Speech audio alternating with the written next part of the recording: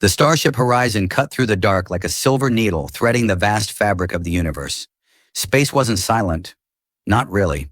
The ship hummed with life, engines pulsing like a heartbeat, while distant pulsars murmured across the void.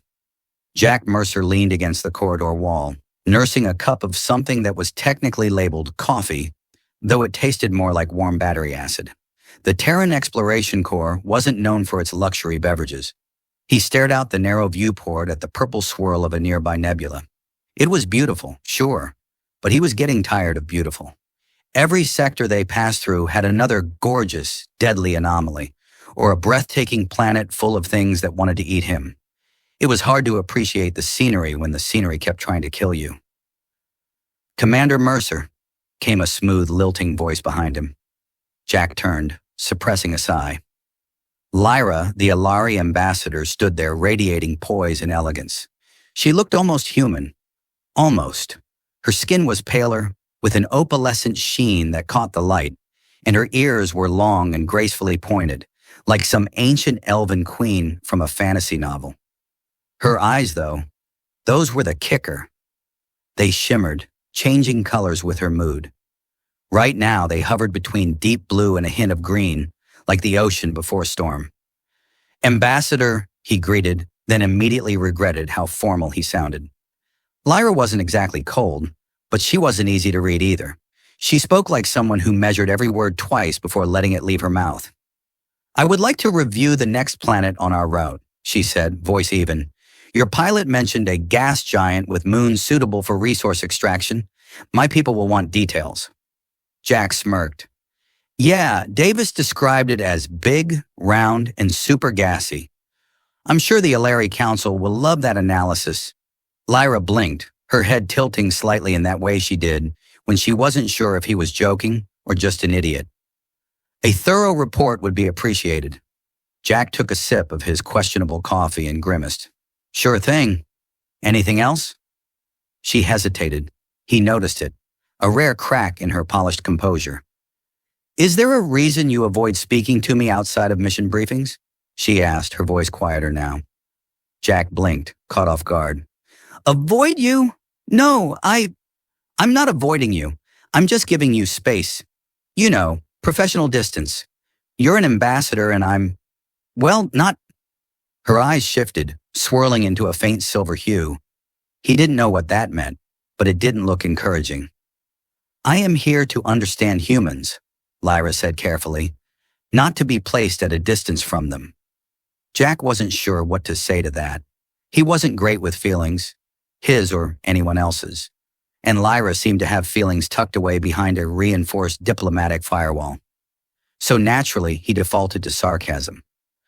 "Well, if you wanted to understand humans, Ambassador, you're on the wrong ship. We're not exactly the best of the species." He waved a hand vaguely. "We're more like the awkward, disappointing cousins no one invites to holidays." Lyra blinked again. Then, to his surprise, the corner of her mouth twitched upward. Not quite a smile, but close. "I find that unlikely," she said softly. Jack chuckled despite himself. "Yeah, well, give it time."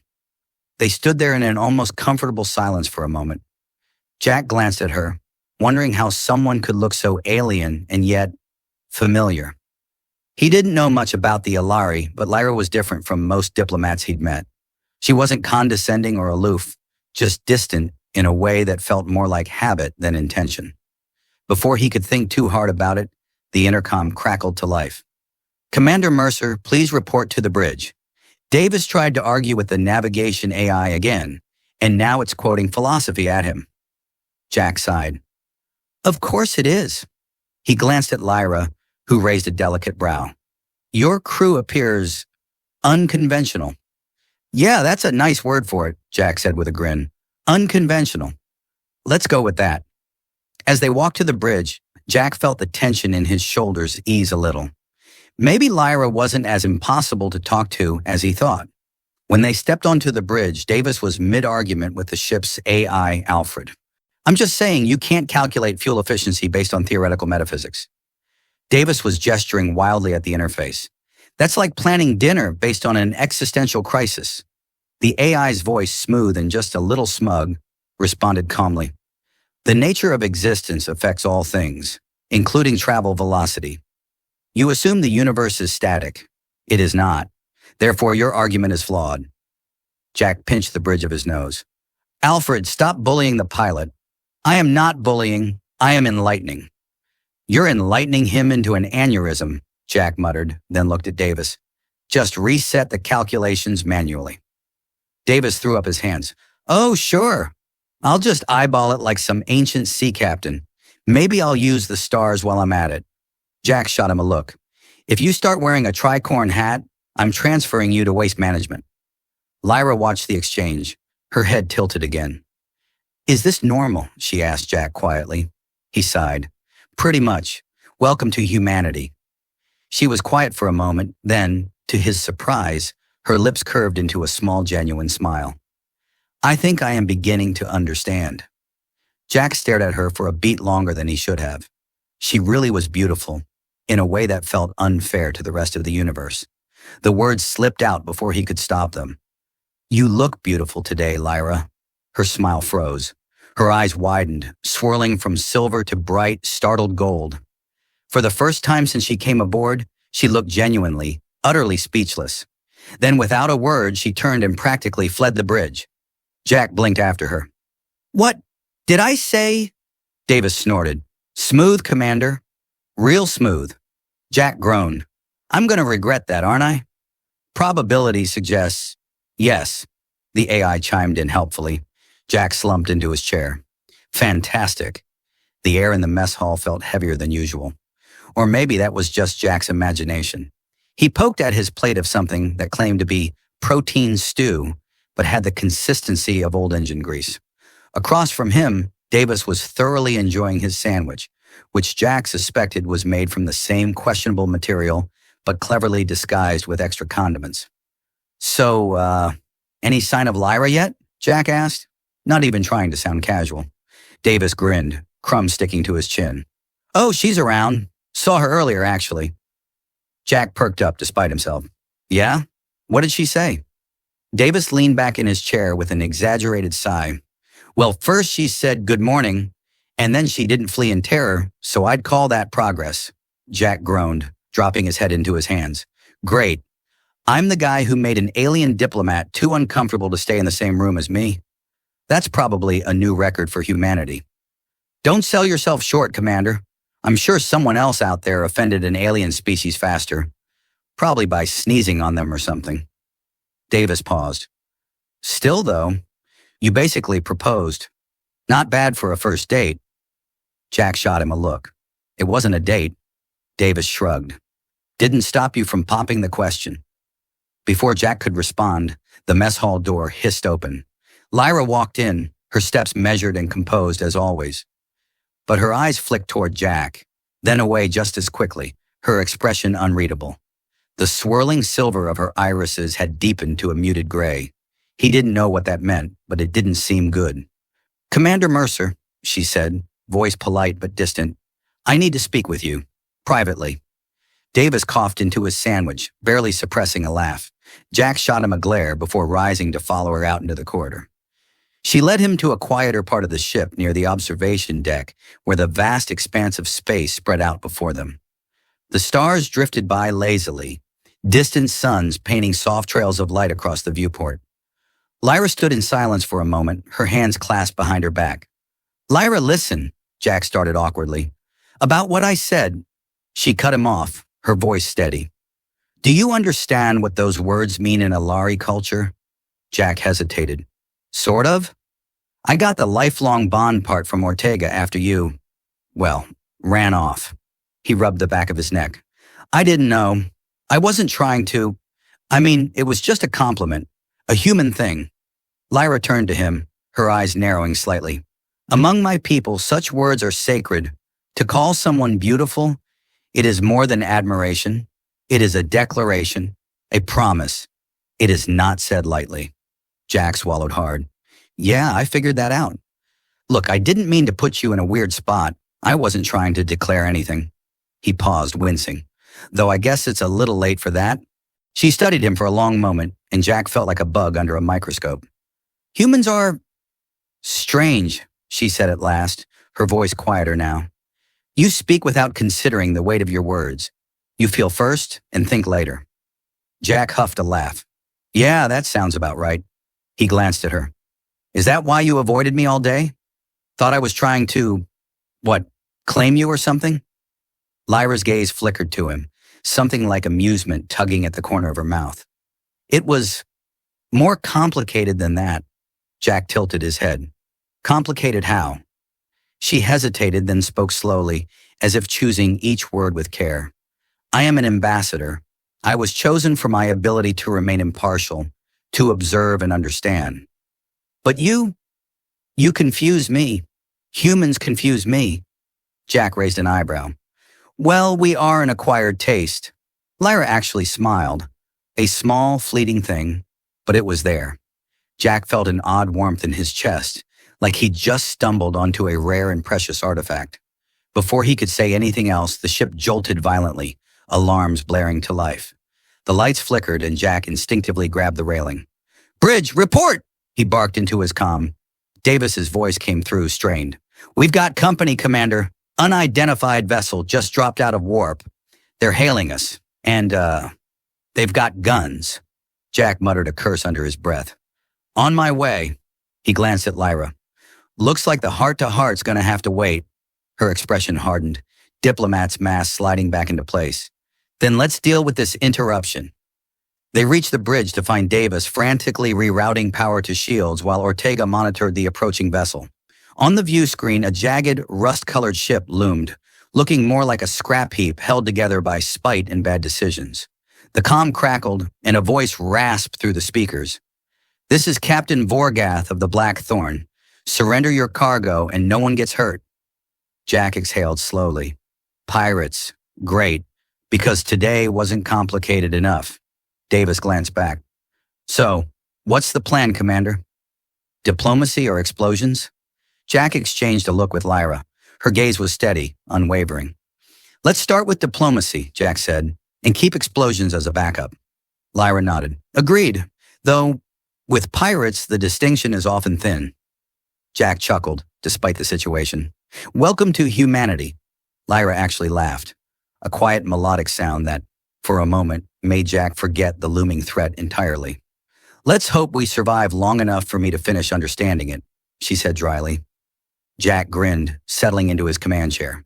Stick with me, Ambassador. I'll show you all the ways we mess things up. The pirate ship loomed closer. Jack's smile didn't fade. After all, he added with a smirk, we're unconventional.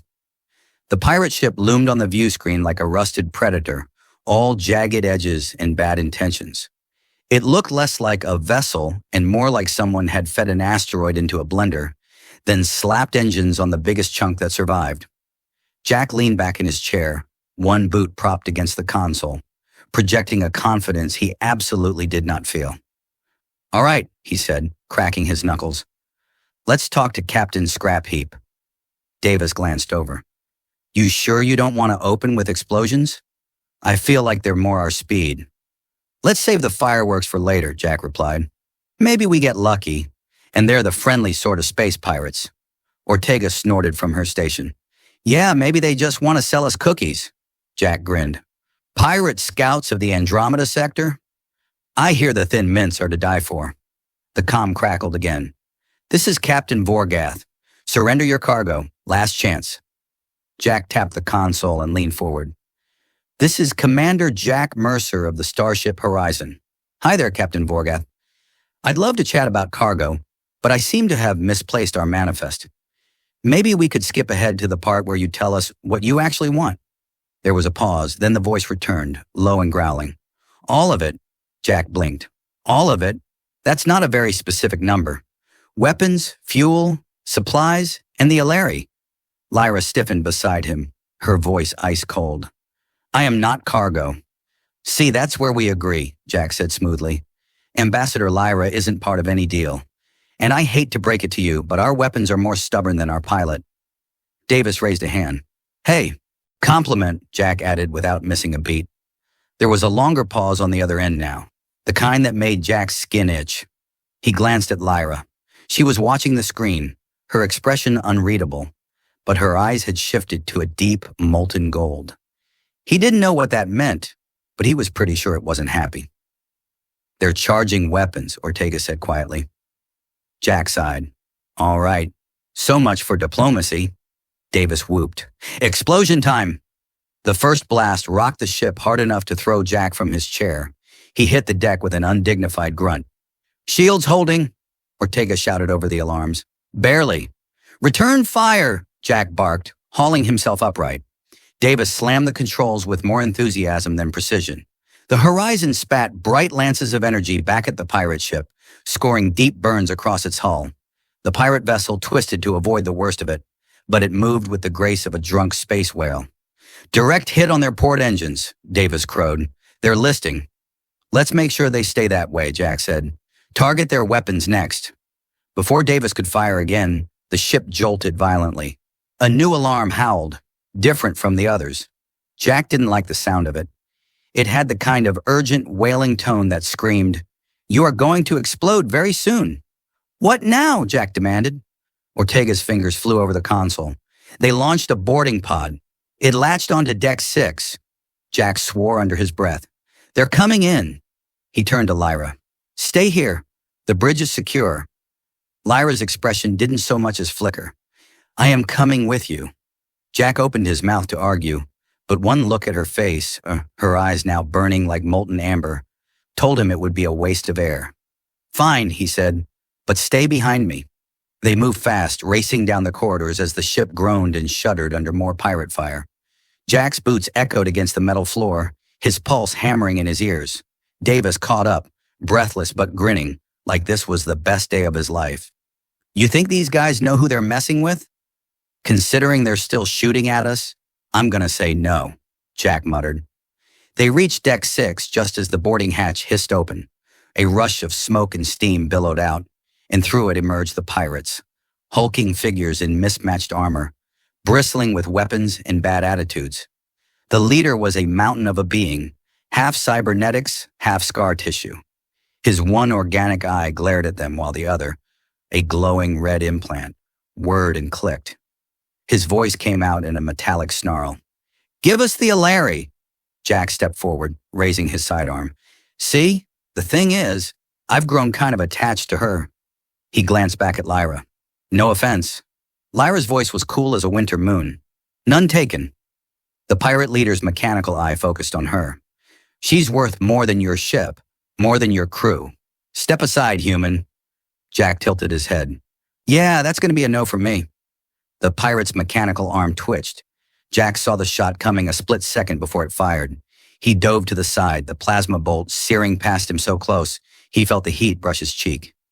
Everything exploded into motion. Davis whooped again, because of course he did, and fired wildly into the group of pirates. Ortega's voice crackled over the comm, calling for reinforcements. Jack took down the first pirate with a clean shot to the leg, sending the brute sprawling. Lyra didn't stay behind him. She moved like liquid moonlight, faster than Jack thought possible. One pirate lunged at her, and she ducked under his swing, twisting gracefully before slamming an elbow into his throat with a satisfying crunch. The pirate leader snarled, raising his arm to fire again. But Jack was faster this time. He shot the cybernetic limb, sending sparks and molten metal flying. The leader roared in pain and fury, staggering backward. Jack stepped forward, gun raised. Looks like your negotiation tactic needs work. The pirate stared at him, breathing hard. Then without a word, he slammed a fist into his wrist console. A second later, he and the remaining pirates shimmered and vanished in a flash of light. Teleporters, Davis muttered. Cowards. Jack lowered his gun. His heart was still hammering. He turned to Lyra, who was watching him with those molten eyes. Well, he said, breathless but grinning, welcome to humanity. Lyra exhaled slowly. Then to his surprise, she smiled. A real one this time, small but warm. I think I'm beginning to like it. The lights flickered overhead as the hum of the ship's systems struggled to reassert themselves after the pirates' abrupt departure. The air smelled like burnt circuitry and ozone, the usual perfume of "we almost died." Jack took a shaky breath, trying to decide whether to laugh or collapse. He settled for an exhausted grin. Well, he said, voice still a little breathless, I think that went great. Davis, leaning against the wall and inspecting a new scorch mark on his sleeve, snorted. Yeah, if your definition of great includes almost getting vaporized by space criminals. Details. Jack waved a hand dismissively. Nobody got vaporized and the pirates left empty-handed. I call that a win. Lyra tilted her head, her long ears flicking ever so slightly. Jack was starting to recognize it as her version of a raised eyebrow. They teleported away. That is not the same as leaving willingly. Jack sighed. Yeah, I was kind of hoping you wouldn't point that out. He straightened up, brushing off his uniform. All right, let's assess the damage. Davis, check the weapons array. Ortega, figure out if we're still on the pirates' Christmas card list. And Lyra? He glanced at her, not entirely sure what to assign her, considering she just elbowed a guy's throat into early retirement. She beat him to it. I will assist Ortega. Your ship's systems are inefficiently organized. Ortega raised a brow. Wow, harsh. Jack chuckled. Welcome to the horizon, where everything's held together by duct tape, hope, and Davis's questionable repair skills. Hey, Davis called from down the corridor. I only use duct tape when the other tape runs out. Lyra looked between them, her head tilting again in that fascinated, puzzled way. Jack was beginning to think she wasn't entirely sure if they were all brilliant or completely insane. Maybe both. They split up, leaving Jack to make his way back to the bridge. The ship groaned underfoot, metal plates shifting as if the horizon herself was grumbling about the fight. He gave the bulkhead a gentle pat on his way past. Hang in there, girl, he muttered. We'll get you fixed up. The bridge was quieter now, the chaos ebbing into that strange, hollow stillness that always followed a near disaster. Jack dropped into his chair and let his head fall back with a sigh. He barely had time to appreciate the moment of peace before Davis strolled in, holding what looked suspiciously like a protein bar. Weapons are mostly intact, he reported, unwrapping the snack with one hand. Port side's got some carbon scoring, but nothing we can't patch up. He took a bite and chewed thoughtfully. We are, however, almost out of coffee. Jack sat bolt upright. What? Davis nodded grimly. I know, it's a dark day for humanity. Jack groaned, slumping back in his chair. Great. We fought off pirates just to die of caffeine withdrawal. The door hissed open again, and Lyra entered, Ortega trailing behind her. Lyra's hair was slightly out of place, a rare sign of anything less than perfect composure. Your ship's comm relays are a tangled mess, she announced, as though this were a neutral observation rather than a scathing review. It's impressive that it hasn't spontaneously caught fire. Jack raised a hand. In our defense, it only caught fire that one time. Ortega shook her head, smirking. I managed to boost our sensor range, but Lyra's right. The wiring back there looks like someone let a toddler design a spaghetti recipe. I wasn't the one who routed the long-range scanner through the food synthesizer. Davis piped up, still chewing. That was before my time. Jack exhaled slowly, pinching the bridge of his nose. So what you're saying is, we're held together by duct tape, hope, and poorly designed spaghetti? Essentially, Lyra said, her voice completely deadpan. Jack blinked at her, then laughed. A surprised, genuine sound. He wasn't sure what was funnier, the joke itself, or the fact that Lyra was starting to make them. Lyra watched him for a moment, her expression softening. For a second, Jack could almost believe this wasn't a diplomatic mission, that they weren't light years from home with pirates on their tail. It felt normal, like they were just people on a ship, figuring things out as they went. That moment shattered when the console lit up with a high-pitched beep. Ortega lunged for the controls. We've got a problem. Her voice lost all trace of humor. The pirate ship's back. Jack stared at her. What? They jumped to light speed. Looks like they doubled back, Ortega said grimly. They're coming in fast, and they're not alone. 2 more ships just dropped out of warp with them. Jack's stomach sank. Oh, fantastic. They brought friends. The comm crackled, and that familiar growl filled the room again. Commander Mercer, Captain Vorgath's voice dripped with barely contained fury. You made a mistake. Jack leaned forward, his tone all mock cheer. Yeah, I get that a lot. You'll have to be more specific. You should have surrendered the Alari. Jack glanced at Lyra. Her face was calm, but her eyes burned again. Not gold this time, but a cold, glimmering silver. He didn't know what that meant yet, but he was pretty sure it wasn't, let's negotiate. She's not yours to take, Jack said firmly. There was a low chuckle on the other end of the line, a sound that made Jack's skin crawl. She will be, Vorgath promised, one way or another. The comm cut off, leaving nothing but the quiet hum of the ship and the distant echo of alarms. Jack exhaled slowly, turning to his crew. All right, he said, voice steady despite the adrenaline pounding in his veins. Looks like diplomacy's officially off the table. Davis grinned, already moving toward the weapons console. Explosion time? Jack nodded. Explosion time. The pirate ships hung in the void like a pack of hungry wolves, their jagged hulls barely visible against the distant haze of a nebula. The largest one, Vorgath's flagship, bristled with gun ports and thruster scars, the kind of ship that didn't bother pretending it had ever been anything but trouble. Jack sat on the edge of his chair, feeling the tension coiled tight in his chest. He hated standoffs. They were like bad poker games where everyone had too many guns and not enough cards. All right, he muttered, cracking his neck. 3 ships versus 1. I'm feeling optimistic. Define optimistic, Davis said from the weapons station, fingers hovering over the controls. Jack shrugged. I think we can probably take 2 of them before they turn us into a floating scrapyard. Davis nodded thoughtfully. So we die heroically. Good to know. Lyra stepped closer to the command console, her voice steady and calm in that way that somehow made Jack feel a little braver. Surrender is not an option? Jack raised a brow. Well, yeah, I figured that part out after the whole one way or another threat. Her eyes lingered on his for a second, and he couldn't quite read the expression there. Something complicated. Equal parts trust and something he wasn't ready to name yet.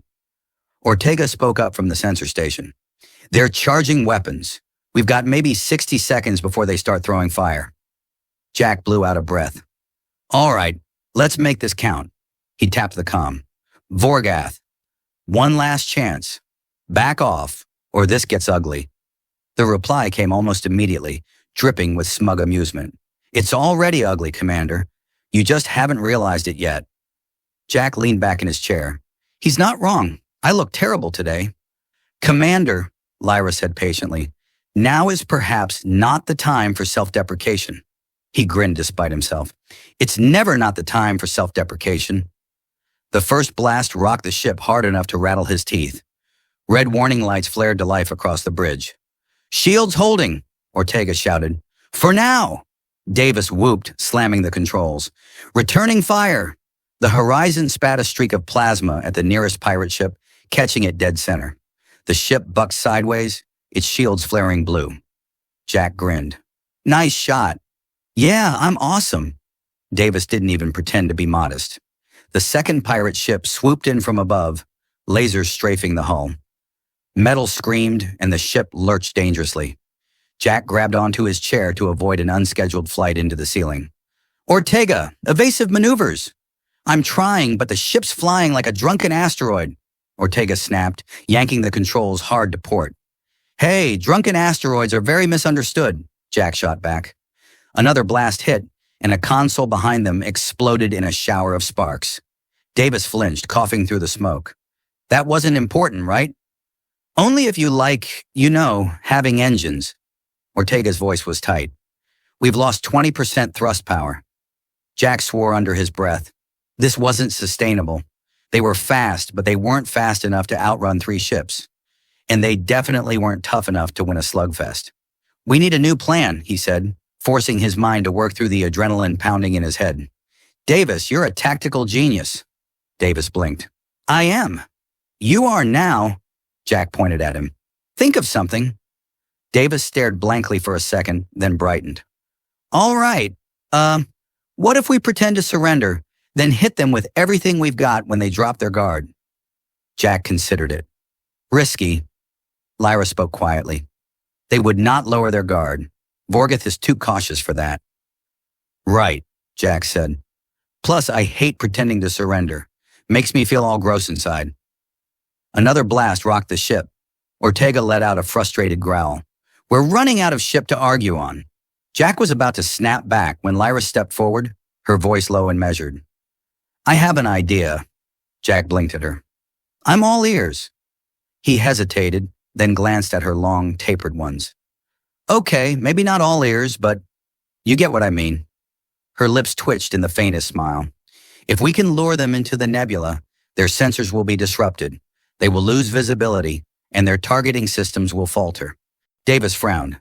Yeah, but so will ours. Lyra's eyes gleamed silver again. Jack still didn't know what that meant, but it made his skin tingle. I do not need sensors. For a second, the bridge went quiet. Jack stared at her. You're serious. I am a Larry, she said simply. Our kind navigated the stars long before machines did. The nebula will blind them. It will not blind me. Jack studied her for a moment longer, then nodded slowly. All right.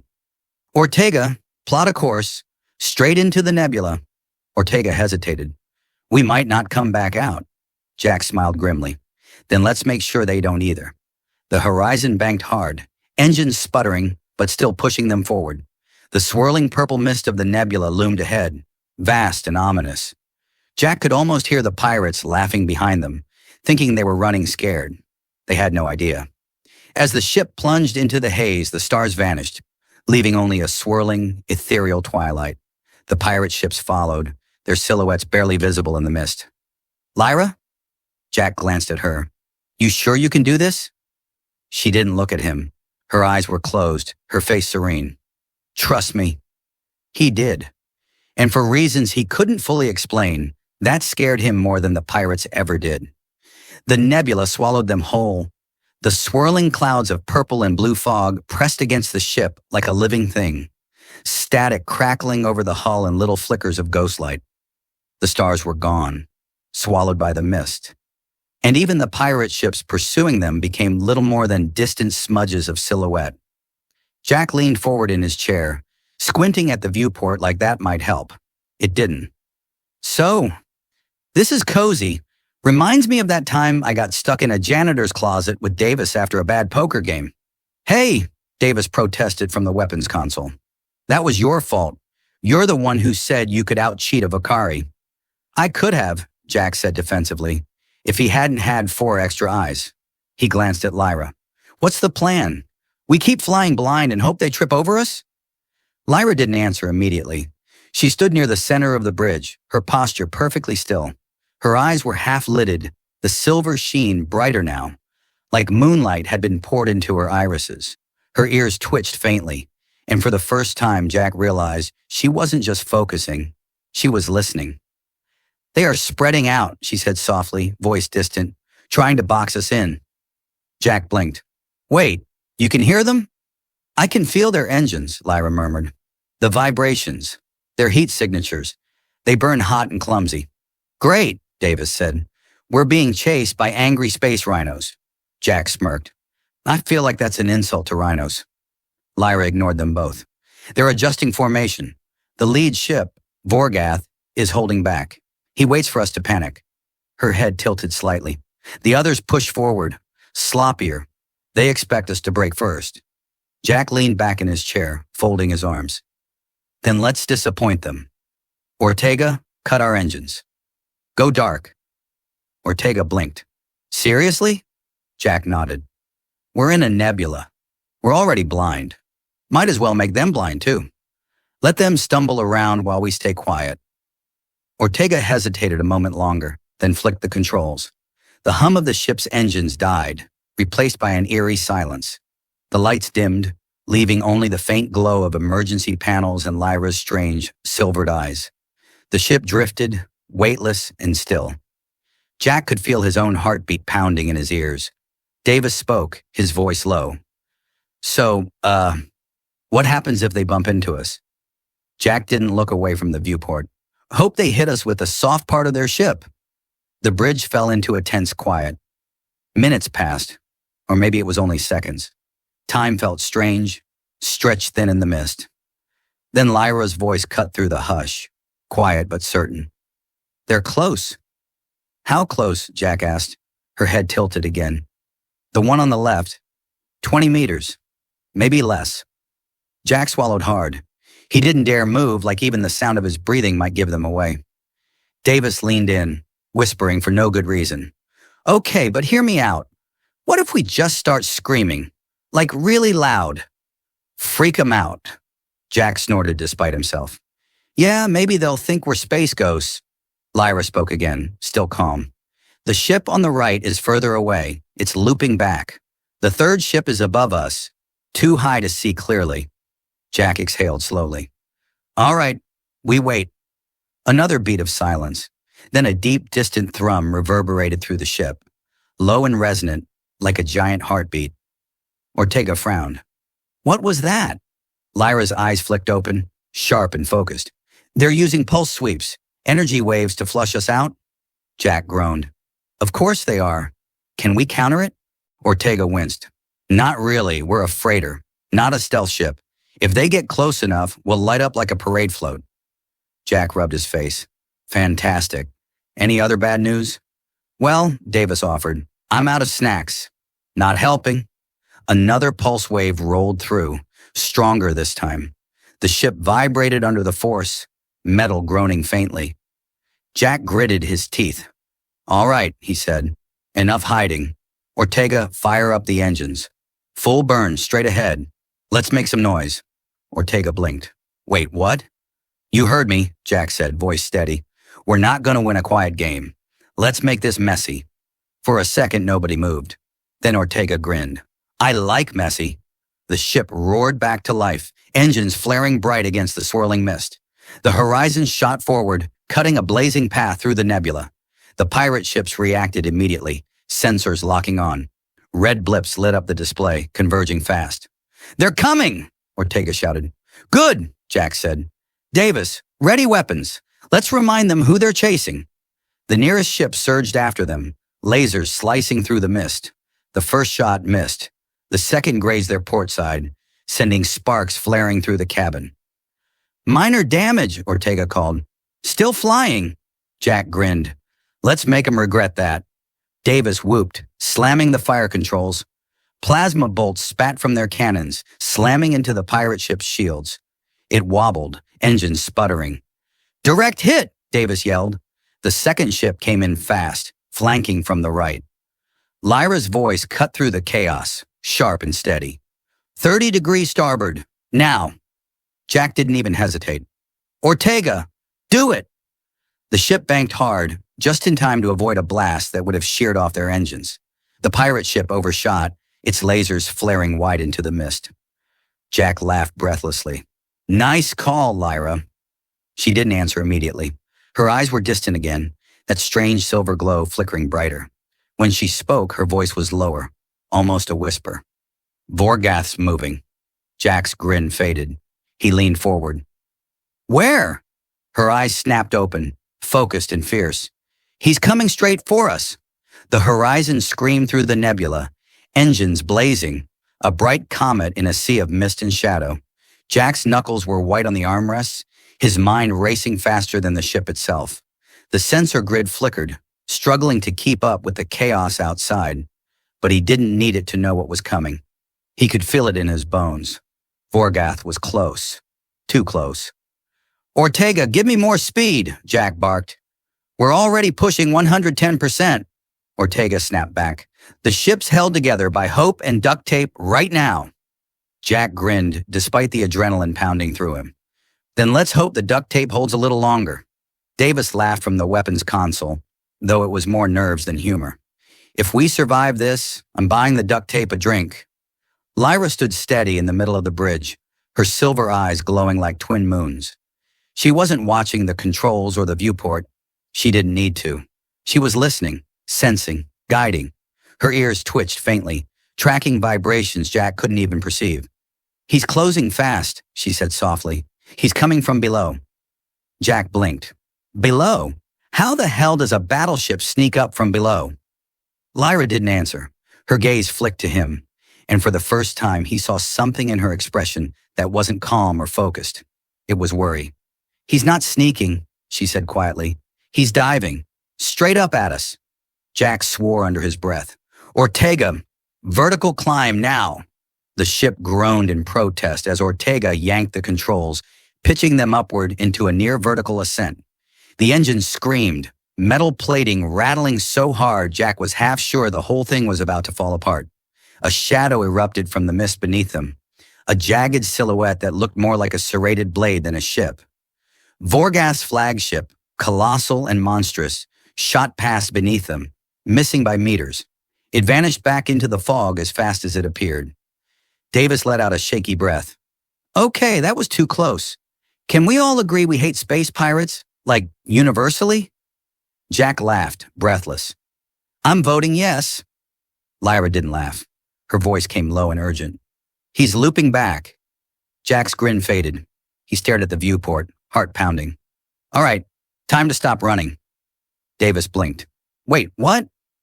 You heard me. Jack stood, his voice steady. We're not outrunning him. We're not outshooting him. But maybe we outsmart him. Ortega twisted in his chair. Jack, that's a battleship. We're a freighter with a personality problem. Jack's grin returned, sharp and lopsided. Yeah, but we've got something he doesn't. He glanced at Lyra. We've got her. Lyra tilted her head. Me? You said you can feel their engines, their movements. You're the only one who can see through this soup. We can't win a fight, but we can make him miss. Her silver eyes widened slightly. You want me to guide you? Blind fire. Exactly. Jack's voice dropped lower, quieter. I trust you. Something flickered across her face. Surprise, maybe even something softer beneath it. She nodded once, her voice steady again. I will guide you. Jack dropped back into his chair. All right, team, let's make this bastard dizzy. The ship spun into motion, Lyra's voice cutting through the noise, precise and calm. Left, up 10 degrees. Now bank hard. Now. Ortega obeyed without hesitation, yanking the controls. The horizon twisted like a snake, spiraling through the mist as Vorgath's flagship roared after them.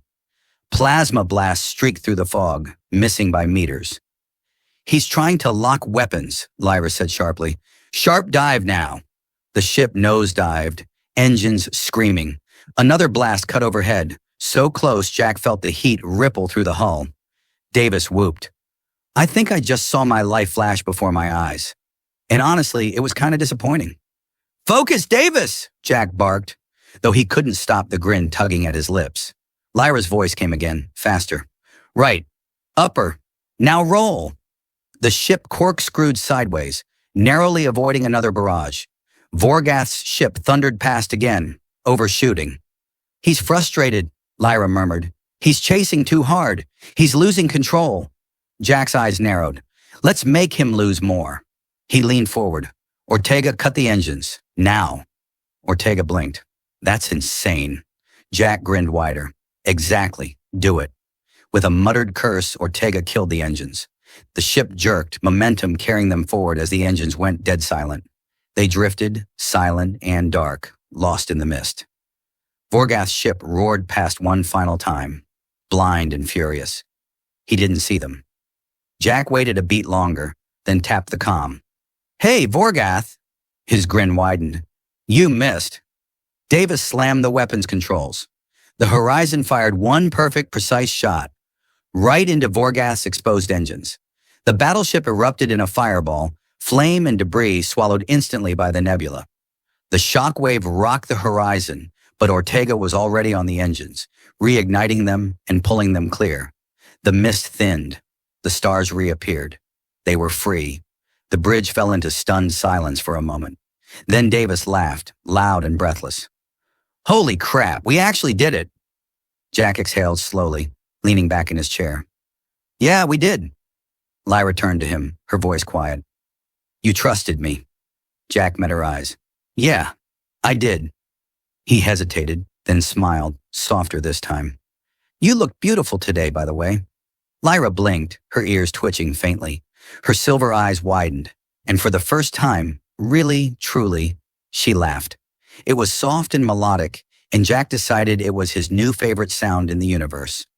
You idiot, she said, smiling. Jack grinned back. Yeah, but I'm your idiot. The horizon sailed on, into the endless stars, a little battered, a little broken, but alive, and maybe, just maybe, stronger than ever.